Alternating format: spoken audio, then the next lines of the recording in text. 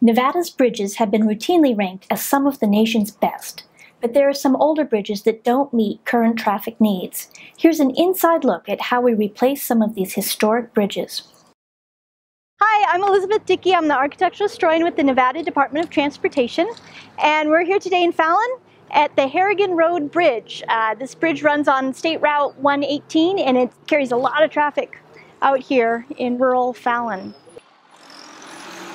NDOT maintains a number of historic bridges throughout the state of Nevada, but our number one priority is always safety.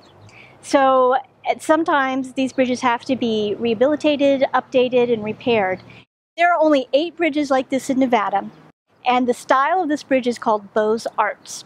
This was a standardized design that the Nevada Department of Transportation, then it was called the Nevada Highway Department, used. And they built these all over the state, but it was only about the years 1920 to the 1930s. So if you see a bridge like this, you know that's about the date that it was constructed. We're going to build a new bridge here, and we want to preserve the aesthetics and the way that this bridge looks. But this bridge doesn't meet safety standards anymore. So what we're going to do is Nevada Department of Transportation engineers have designed a new bridge that very closely resembles this bridge.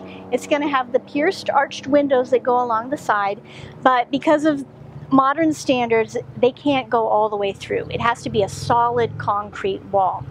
So instead, we're going to have a relief of about 1 inch in there so that when the light hits it, it will look like it goes all the way through, and it'll maintain the repetition and the shadow line of that original bridge. The new bridge is going to be made out of reinforced concrete, just like this bridge, and the end panels are going to look very similar. There'll be concrete end panels like that. This bridge was built in 1923, and then it was widened in 1934, and that may not sound like a long time ago, but think about it. In 1934, NDOT was still using horses and teams of horses to build roads and construct bridges like this one here.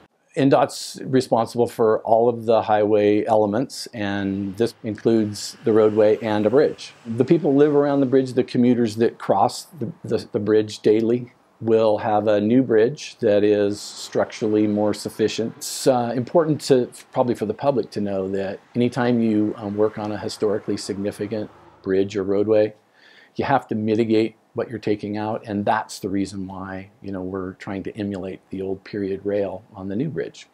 So for you bridge nerds, this is a reinforced concrete T-beam bridge, and the reinforced concrete are these projections down here on the bottom of the bridge, and they run across, and that's what supports the bridge. The way that they made it was they basically had to make the reverse image of the bridge out of wood. So there's a lot of concrete work, but it was carpenters who made this bridge. They made all the framework out of wood, and then it was the reverse image of all these arched windows going along, and then they cast the concrete in there with the rebar. If you look underneath the bridge here, you can see a very subtle difference in the way the concrete was poured.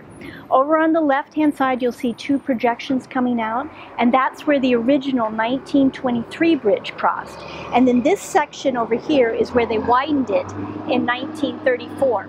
So they kept the underpinnings of the original bridge and added this section on, and added on a new deck on the bridge up above, and then the railings are all new from 1934.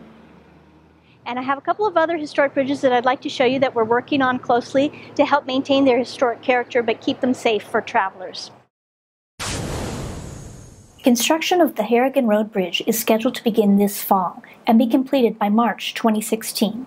Traffic will be rerouted to nearby detours.